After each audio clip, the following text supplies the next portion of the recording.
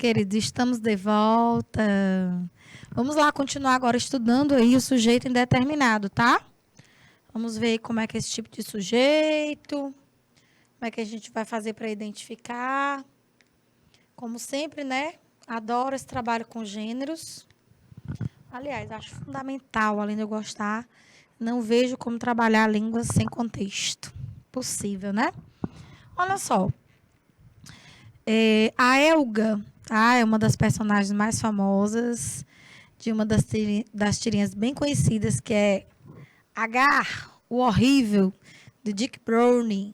Está aí a referência bibliográfica para vocês, queridos estudantes. Muito boa a tirinha do Agar, engraçada.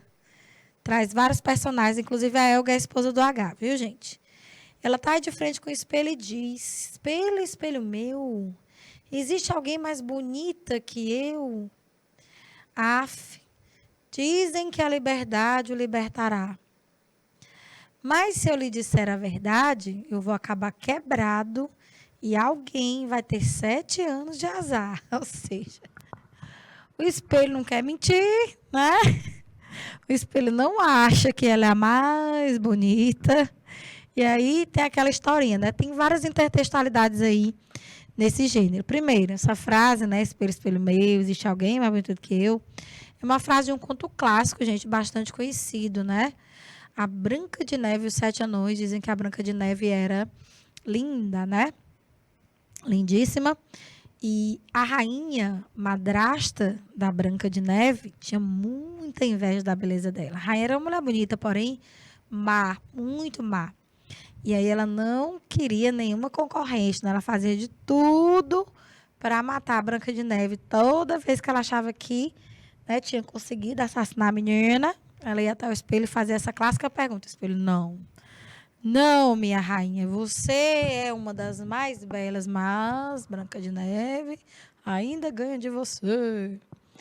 Bom, quando ela repete a expressão, tá? Espelho, espelho meu, indicando aí a pergunta, vem o espelho pensando, ó, o espelho está pensando. Você tem a figura aqui da personificação, né? Ou seja, a atribuição de características humanas a seres inanimados. Óbvio que o espelho não fala, mas na tirinha tudo pode, né? Que é um texto literário, um texto expressivo. E aí ele pensa, aliás, ó, o balão de pensamento, gente, ó as bolinhas, ó o balão de nuvem, viu? Esse balão de nuvem é um sinal. Balão de nuvem, em geral, é pensamento.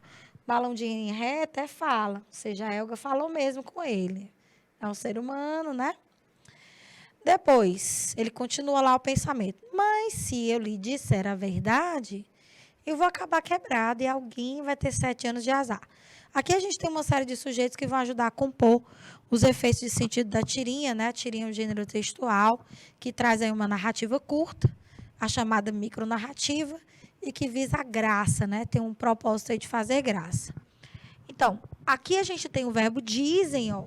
Quando ele diz, dizem que a liberdade o libertará, quem é que será o sujeito desse verbo dizem?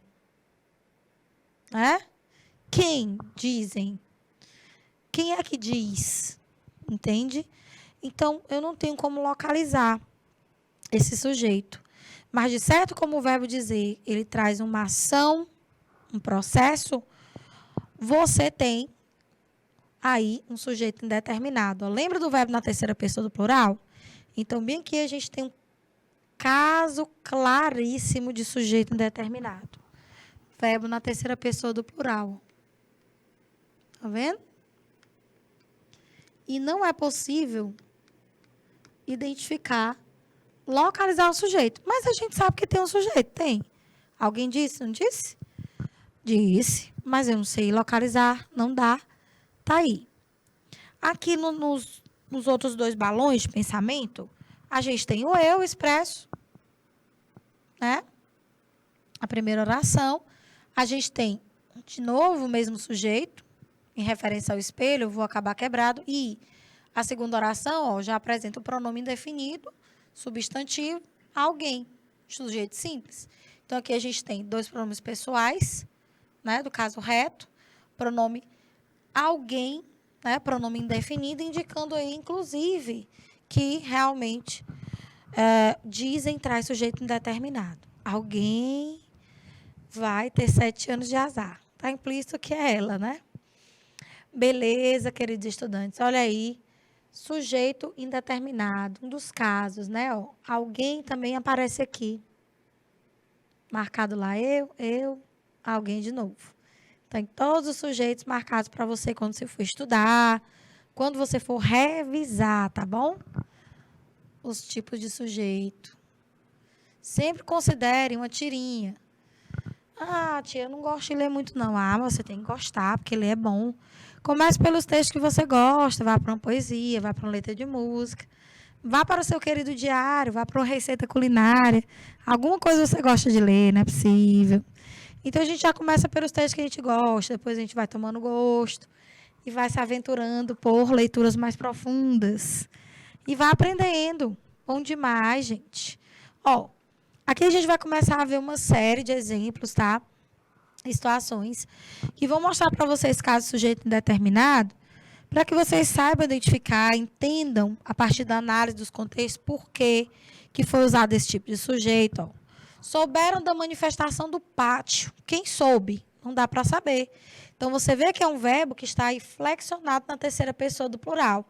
Alguns alunos dizem assim, pode ser vocês, pode ser eles, pode ser elas. Justamente você não consegue de jeito nenhum saber se é eles, se é elas. E quem seria esse eles, quem seria esse elas, quem seria esse vocês? Então, é sujeito indeterminado mesmo. Não dá para identificar.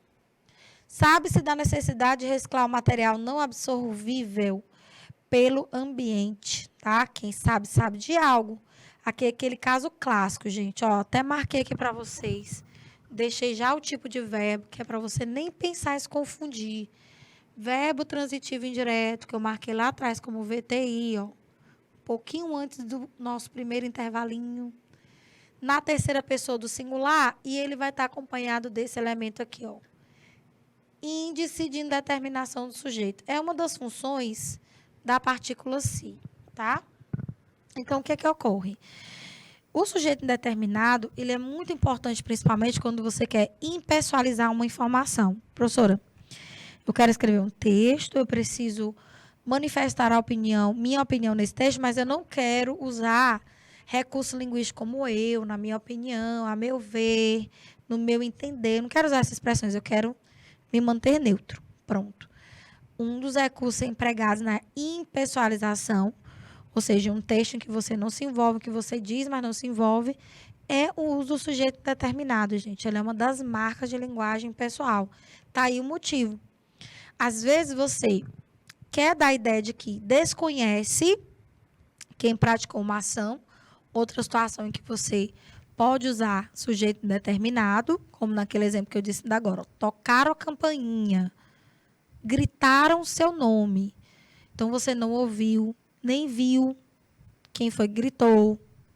Você não sabe quem foi que tocou. Então, é porque você realmente não conhece quem praticou a ação. Outra situação, às vezes você sabe quem é, mas perante a pessoa com quem você está falando, você quer esconder. Rapaz, estavam falando de ti.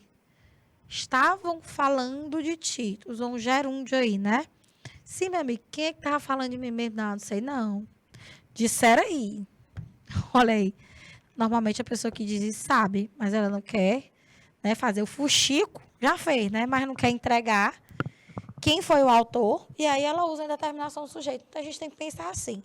Para que serve esse recurso linguístico? Para que serve essa forma de sujeito? Lhe dei vários exemplos aí de situações em que você pode e deve empregar esse recurso linguístico, tá? Bora mais. Respeitem-se aos mais velhos. Aí a gente tem, de novo, a indeterminação do sujeito, mas com o verbo transitivo direto preposicionado, né? Veja que o complemento dele aí foi preposicionado por uma questão enfática, uma questão mais estilística. Então, nessa construção que é mais rara, a gente tem aí também sujeito indeterminado, tá? Aqueles casos que eu mostrei para vocês no quadro eram os mais comuns, mas também eu não poderia deixar de trazer os casos excepcionais, os casos mais raros. Só se é feliz quando se faz o bem. Então, aqui, ó, o verbo é um verbo de ligação. Lembra que com o verbo de ligação, junto ao se, você vai ter uma indeterminação do sujeito? Dessa oração, ó, só ser feliz, eu não sei quem é feliz. Entendeu? Mas alguém é, não é? Pronto. Aí você tem também um caso sujeito indeterminado. Cuidado com essa segunda oração aqui. Quando se faz o bem, ela tem sujeito. Ah, professora, mas só disse que quando esse verbo está com si. Epa, esse verbo não. Olha o tipo de verbo. Aqui o verbo fazer, ele já é transitivo direto. Se for transitivo direto, a função da partícula se será alterada. Ela virará partícula passivadora e o sujeito vai ser paciente. Pois cuidado, porque bem que tem sujeito sim, e ele é paciente. Vou até deixar escrito para você, ó, é o bem.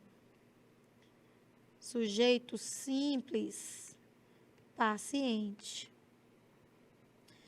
Tem uma forma de você tirar a prova dos 9, gente. Ó, sujeito simples, paciente. É você fazer isto aqui, ó.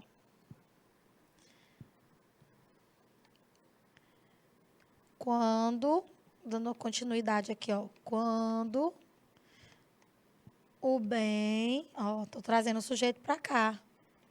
É feito. Se realmente o se for uma partícula passivadora, você vai poder fazer essa prova dos 9 bem aí. Tudo anotadinho para você.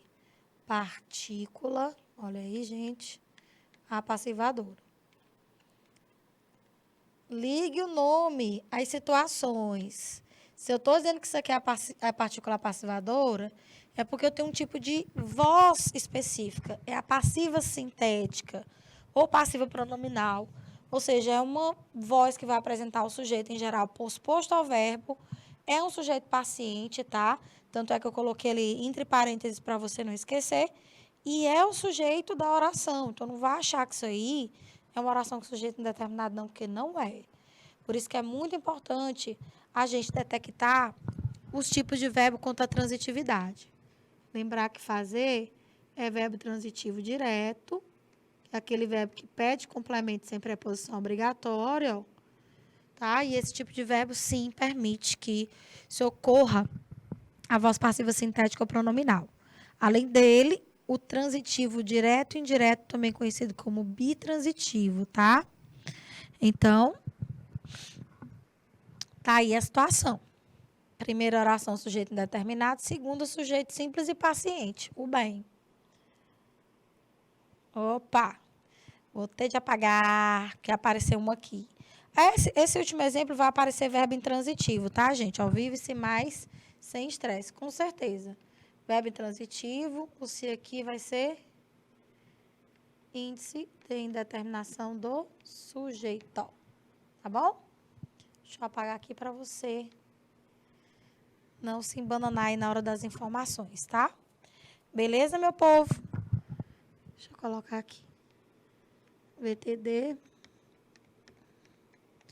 O bem, sujeito paciente. Tá tão bonitinhas as informações. Ou seja, o sujeito é alvo do processo, tá? Aqui, o verbo de ligação. Aqui já está o índice de determinação do sujeito. Aqui eu também coloquei partícula apassivadora.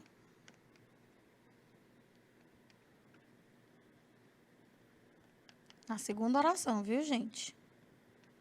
Vou colocar até o marca-texto aqui para diferenciar. Segunda oração. Vixe. Marca-texto O. Agora sim. Prontinho. Tá fofinho. Ok. Então, caso você tenha dúvidas, olhe de novo esses slides, olhe os exemplos. Slides preciosíssimos. Veja, agora vamos tratar dos casos de oração sem sujeito, né? Eu nem gosto e nem vou apresentar, porque é contraditório dizer que um tipo de sujeito é oração sem sujeito ou sujeito inexistente, né? Não pode ser tipo de sujeito que não existe. Mas é uma situação que, com certeza, ocorre em muitas situações. Por que às vezes a oração não tem sujeito? Porque assim, quando você tem um sujeito na oração, você observou em todos os exemplos já analisados na aula de hoje, é porque existe alguém ou algo que vai praticar uma ação, sobre o qual o predicado vai se informar algo, vai sofrer uma ação, tá? Sobre esse sujeito podem ser apresentadas qualidades, condições, estados, enfim. Quando a oração não tem sujeito, a gente diz que a presença dos verbos impessoais. Então, se a oração tem sujeito, o verbo é pessoal, porque ele vai trazer um sujeito. Não quer dizer que o sujeito seja pessoa também, tá, gente? Só uma nomenclatura.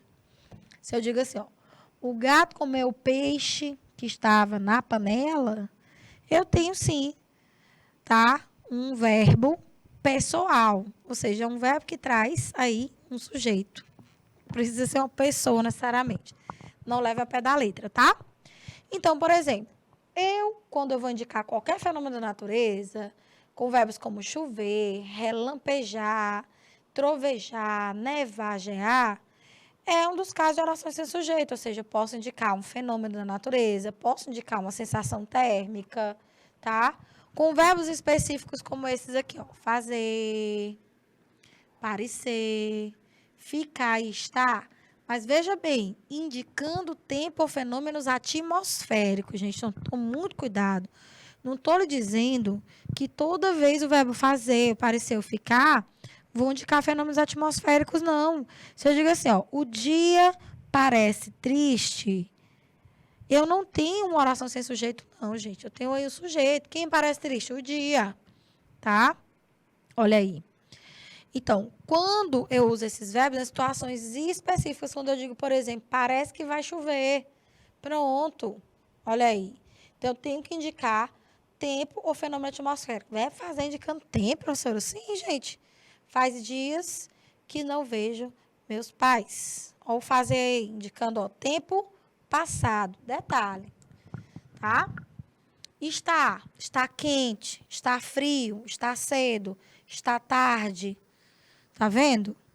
Então, faz 7 anos que estamos morando nesta casa. O verbo fazer. Fez frio ontem à noite. Ó, o verbo fez. Tá vendo? Fenômeno atmosférico. E aqui em cima, ó, indicando o tempo transcorrido. Então, é nessas situações que você vai ter verbo fazer impessoal. E cuidado, ele não pode ser flexionado. Quer dizer, não pode dentro do registro formal. Se você flexiona fazem 7 anos, entenda que essa flexão não tem razão de ser por quê? Você está indicando tempo. Quando o verbo flexiona não é para concordar com o sujeito em geral? Pois é, então não faz sentido. Claro que ele vai flexionar mesmo quando não tem um sujeito, você acabou de ver, mas é um caso excepcionalíssimo. É um caso de sujeito indeterminado, muito, muito raro. Então, em geral, o verbo não flexiona quando ele é impessoal, tá? Então, aqui você tem tempo transcorrido, indicando tempo passado. Pronto, vai ficar mais direto ainda. Em algumas gramáticas, gente, você vai ver tempo transcorrido, a mesma coisa. Tempo transcorrido é tempo que passou, mesma coisa do tempo passado, tá? Fez frio, ou um fenômeno atmosférico. Como é que eu vou dizer? Sim, quem fez frio? Oxi. Quem faz tem, ou o que faz 7 anos? É diferente de você dizer, João faz 7 anos. Ah, bebê. Aí eu fazer no sentido de completar anos, né? De mudar de idade, completar primaveras. Já tem sujeito. Não é a mesma coisa de tempo transcorrido, tempo passado. Outra situação.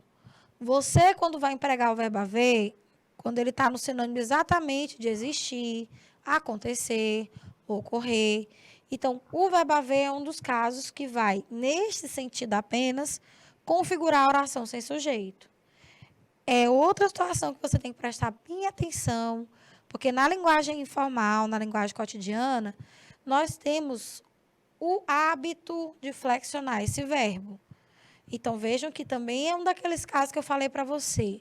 Se o verbo é impessoal, gente, a flexão dele é terceira pessoa do singular. Essa é a regra. O resto é exceção. Então, veja, ó, havia muitos bois na fazenda.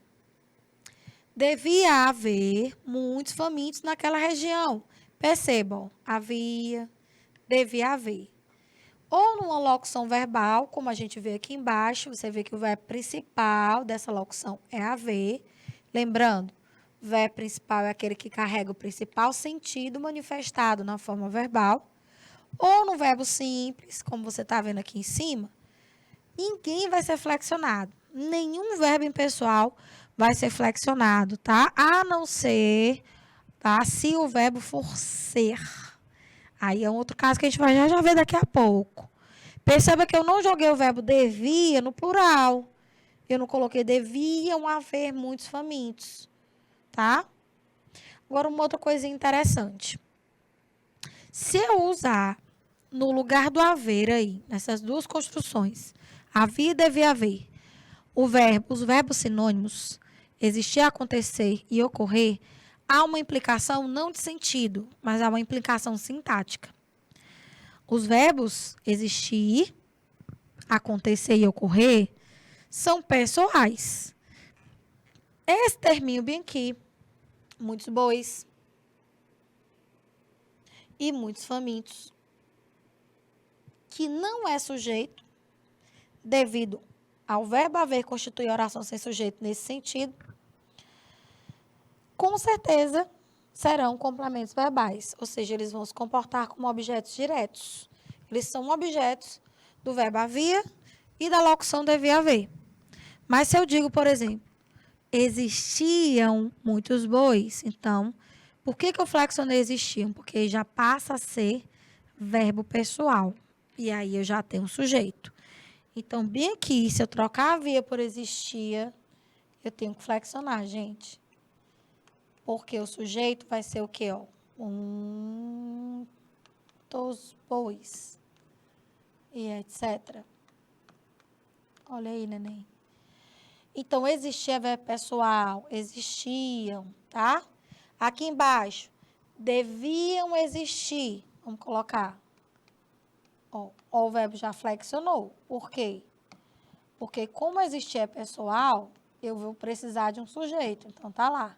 Deviam existir muitos bois. Pronto. Não esqueça disso, principalmente se você for fazer um vestibular mais tradicional ou um concurso, gente. Um concurso mais gramatiqueiro, ele vai cobrar isso aí. E é certo. Assim como vocês estão me ouvindo falar aqui agora, na frente de voz. Tá? Normalmente, essas questões de concurso pegam bastante em situações em que nós temos o costume forte, tá?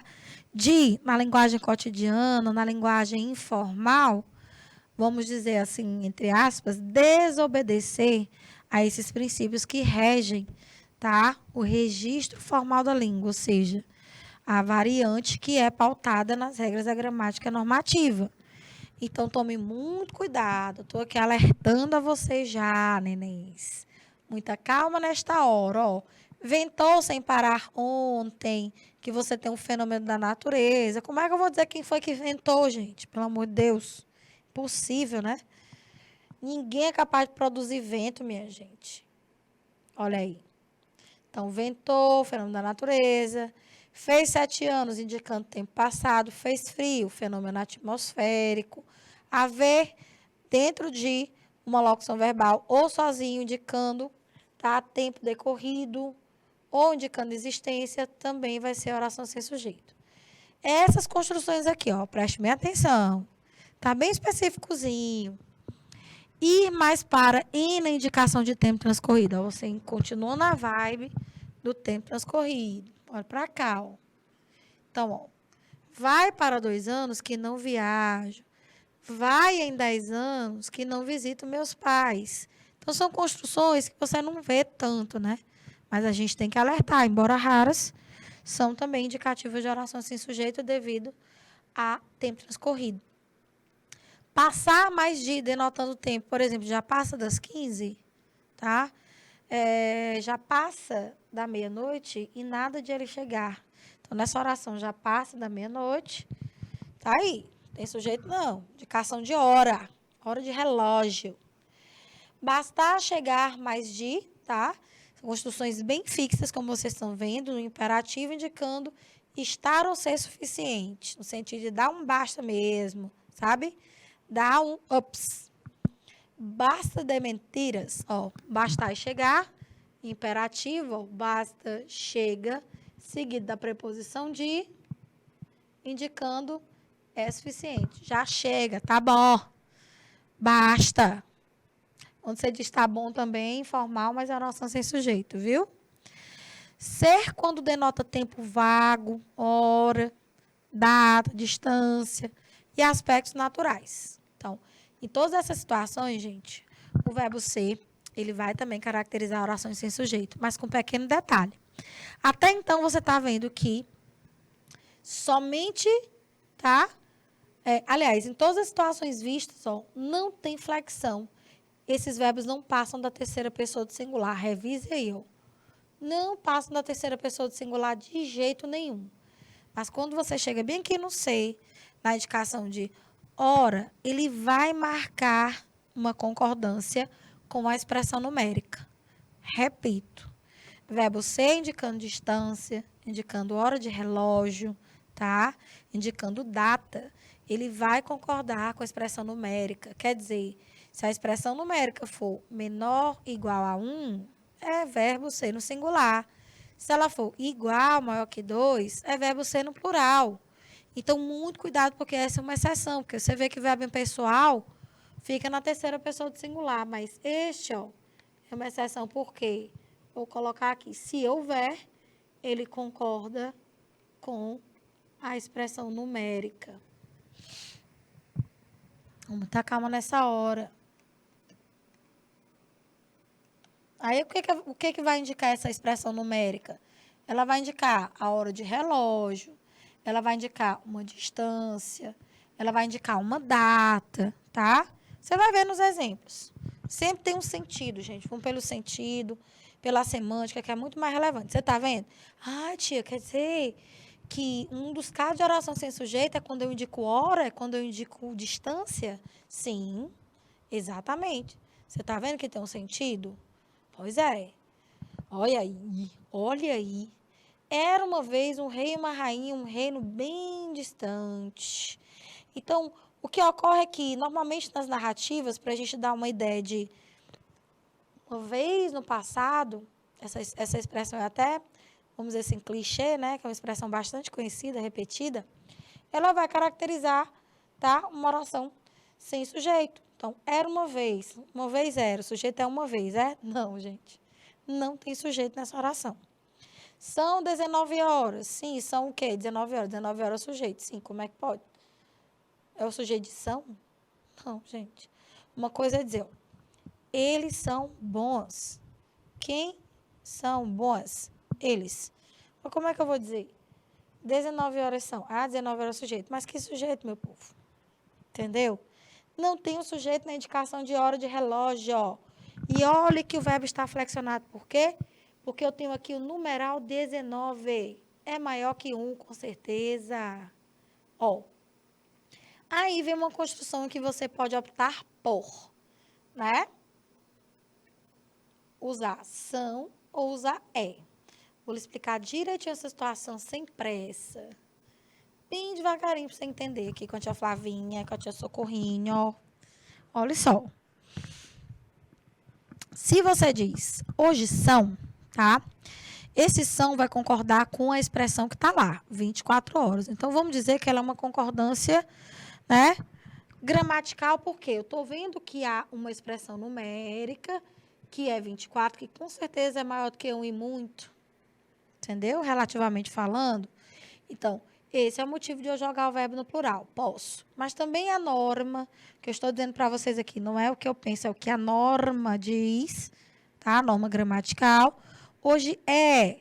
Aqui a gente já tem uma concordância mais ideológica, porque quando eu jogo o verbo no singular, eu já, vamos dizer assim, dispenso a ideia da expressão numérica e concordo o verbo com a palavra implícita dia, tá? Ou seja, deixo o verbo no singular porque eu estou concordando com o substantivo dia. Embora, evidentemente, dia não seja sujeito. Há gramática que contesta isso aí, mas enfim, né? Tem deles que pedem para você concordar com a expressão numérica direto. Mas eu estou dizendo que isso aí há em várias gramáticas, tá, gente? Agora, fato é que, havendo a expressão dia, aí você vê que ela está implícita, né? Vamos supor que eu escreva. Vou usar até a data de hoje. E hoje é 24, não, hoje é 25. Hoje é 25 de outubro. Olha como fica esquisito, tá? Você querer concordar, hoje são.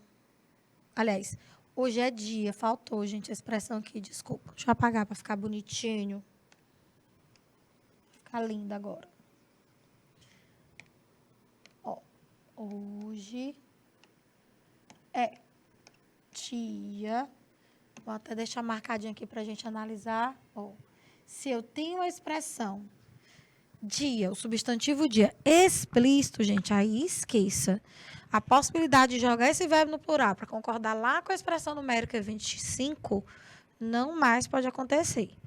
Isso é o que diz a gramática normativa.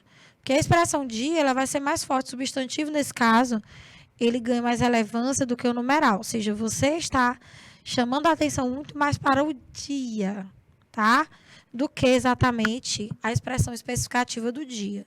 Então, se a palavra dia aparecer explícita, ou seja, se ela for escrita ou falada, a concordância formal é do verbo aqui, ó, indicativo de data,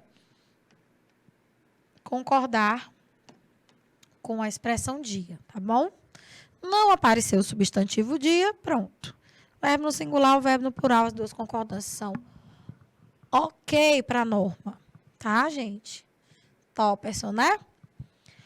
Bom, alguns verbos indicativos de sensações também. Eu dei uns exemplos, mas tem mais. Doer, coçar, cheirar, feder.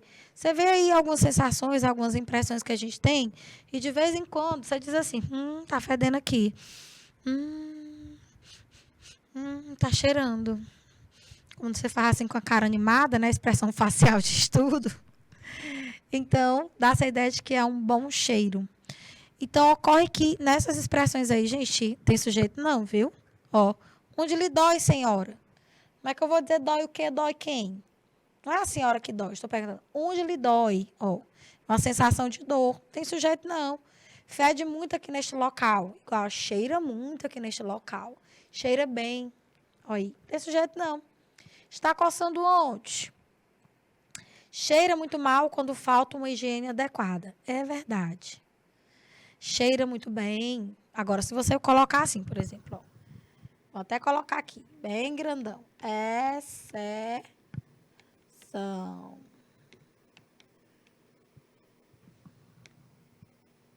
Olha a diferença, ó.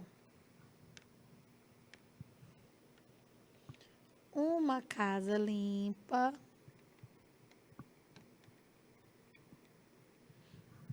Olha como é diferente. Cheira. Muito bem. Se você for fazer a pergunta para o verbo cheirar dessa vez, tá? Apesar dele continuar indicando aí essa impressão, você vai ter um sujeito. Então, tudo depende do contexto. Quem cheira bem? Uma casa limpa. Pronto. Agora, quando você indefine, você chega em algum lugar e diz, tá cheirando mal, cheira mal aqui, ou então, tá cheiroso, está cheiroso. Não tem, tá? Um sujeito. E o famoso sujeito oracional, que é uma outra forma de sujeito, tá? O sujeito oracional aí, gente, ele vai, evidentemente, tá marcado num verbo. Então, é uma oração que, evidentemente, vai fazer esse papel sintático. O que não é educado? Ofender as pessoas. Normalmente, ele aparece depois, tá? De um verbo. Então, a gente vai ter o famoso sujeito oracional. Ok, ó. Toda essa expressão aqui organizada em torno de um verbo é o sujeito desse outro verbo. O que convém? Que se respeitem as pessoas. Inclusive, é por isso que essa oração aqui, gente, ela é chamada de subordinada substantiva, tá? As duas, aliás. Todas as duas fazem o papel de sujeito. Espera-se que haja pessoas melhores para o mundo. O que é esperado? O que se espera? Tá vendo? Então, sujeito, verbo esperar. A oração inteira. Que haja pessoas melhores para o mundo. Quem com ferro fere, com ferro será ferido. Quem será ferido? Quem com ferro fere. Está bem aí, ó. Aí eu vou deixar ainda marcado aqui para você, evidentemente, ó, os verbos para você entender porque que isso aqui é um sujeito oracional. Todos eles estão organizados a partir de um verbo. Opa. Que é fere. Então, olha, ao longo dessas duas aulas nós fizemos aí uma verdadeira panorâmica, né, sobre esse termo essencial, super relevante, tá? Que é o sujeito. Nas nossas próximas aulas nós vamos falar do outro constituinte básico da oração, também chamado de termo essencial, o predicado, tá, gente? Muito bacana trabalhar o predicado. Com os predicados a gente vai entender, por exemplo, por que existem tipologias textuais diferentes em cada tipologia, tá? Ou então, comuns a uma tipologia, você tem determinados tipos de predicado. Predicado é verbal, na tipologia tal. Predominância de predicado nominal, tipologia descritiva, por exemplo. Então, é muito importante a gente entender também como esses gêneros se organizam, né? O que nós vamos ter de marcas linguísticas no interior desses gêneros verbais, tá? Então, essa parte é muito importante para isso, tá bom, nenéns? Tá, pessoal? Olha aí. Aí nós temos aí só um resuminho aí do sujeito e suas classificações, depois vocês vão dar uma olhada. Nada mais completo do que os slides ficaram para trás, né? E eu trouxe aí uma tirinha legal para a gente falar aqui sobre o sujeito na perspectiva aí da graça. Cebolinha, o verbo entrega, o sujeito da oração, que fofoqueiro, ou seja, quem entrega é o fofoqueiro. A piadinha, né? Vamos fazer essa questãozinha, gente, olha. Cai neném. Você que pensa que gramática não cai neném, olha que cai que é uma beleza. E foi logo sobre o que, gente, essa questão, adivinha? Um dos tipos de sujeito mais famosos. Caiu uma questão no Enem sobre sujeito elíptico, tá? O sujeito que a gente chama também de implícito, oculto, desnencial. Você vê. Eu disse para você que um sujeito, quando ele é omitido, é porque ele não precisa ser repetido. E se muitas vezes um texto, principalmente científico, ou um texto técnico, houver essa repetição insistente, dá problema na coesão. Então, muitas vezes, a omissão do sujeito é um recurso de coesão, gente. Foi justamente isso aí que a questão Enem cobrou. É o que eu disse, é o que eu digo sempre. Ninguém vai mais cobrar. Aliás, ninguém não, tem quem cobre, né? Mas a questão do Enem, você pode esquecer que você não vai ver nunca te cobrando para tu classificar sujeito. Não existe isso. O Enem entende que você é um usuário da língua, que você reconhece todos os recursos de que a língua dispõe, ou pelo menos daquilo que se espera para um aluno de ensino médio, e vá lá entender a aplicação desses recursos nos gêneros. Então, se a gente for observar esse texto, claro que existem vários mecanismos de coesão, né? Note o seguinte, ó. Gripado, penso em entre espirros em como a palavra gripe nos chegou após uma série de contágios entre línguas. Partiu da Itália em 1743 a epidemia de gripe que disseminou pela Europa, além do vírus propriamente dito, dois vocábulos virais, o italiano influenza e o francês gripe. O primeiro era um termo derivado do latim medieval influentia, que significava influência dos astros sobre os homens. O segundo era apenas a forma nominal do verbo gripe, isto é, agarrar. Supõe-se que fizesse referência ao modo violento como o vírus se aposta do organismo infectado. Quando você vê o último período do texto, esse que começa bem aqui no verbo supõe-se, você nota uma coisa interessante. Do início do período até o final, você não está vendo o sujeito de supõe-se. Não está vendo, mas sabe muito bem a quem esse verbo se refere. Quando ele diz aqui antes, ó, no período anterior, que o segundo, ou seja, o termo gripe, vem do francês e significa agarrar, aí vem uma explicação sobre isso. Supõe-se que fizesse referência ao modo violento como o vírus se aposta, ou seja, se agarra ao organismo infectado. Então, eu sei que não está aqui, mas o sujeito desse verbo é esse termo, essa forma nominal gripe. Supõe-se que fizesse referência, ou seja, é suposto que esse termo fizesse referência à forma violenta como o vírus se aposta. Entendeu? Então, não foi repetido o francês gripe, justamente porque não era necessário, para não ficar um texto repetitivo, para organizar as informações. E, lógico, tem muitas formas de organizar as informações, como eu disse. O sujeito elíptico, omitido, não expresso, mas detectável, tá? É uma delas. E foi isso que a questão Enem cobrou. Então, assim, se a gente vai avaliar todos os sujeitos da oração, ó, você tem aqui eu, elíptico, tá?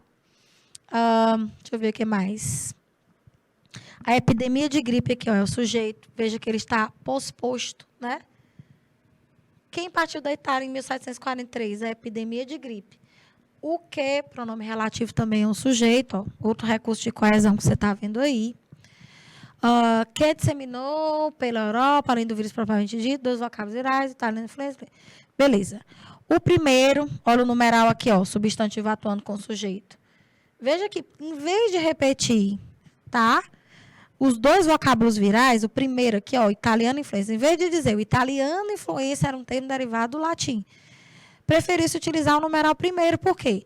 Hierarquicamente, quem aparece aqui, ó, primeiro, italiano, influência, primeiro vocábulo viral, segundo vocábulo viral, o francês gripe. Tá vendo como tudo está organizadinho? Quando se usa o primeiro como sujeito e depois o segundo, são formas de retomar esse sujeito, ó. Ou seja, quem está representando aqui o primeiro é o quê? O italiano, influência. Quem está representando aqui o segundo é o francês gripe. Tá vendo? Vice é muita forma de organização, né? Agora vamos para a questão.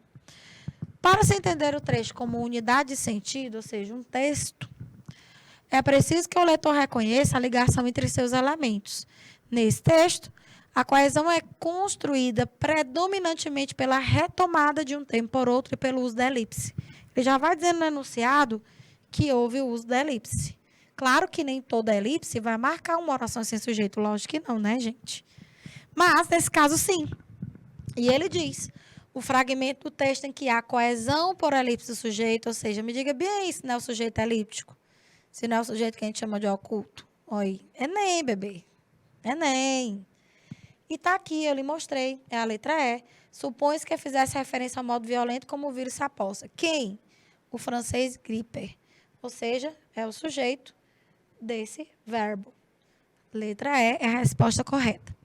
E essas foram as nossas aulas sobre sujeito, termo essencial. Muito obrigada pela companhia, pela atenção, gente. Tenha uma boa noite, até a próxima. Tchau, tchau.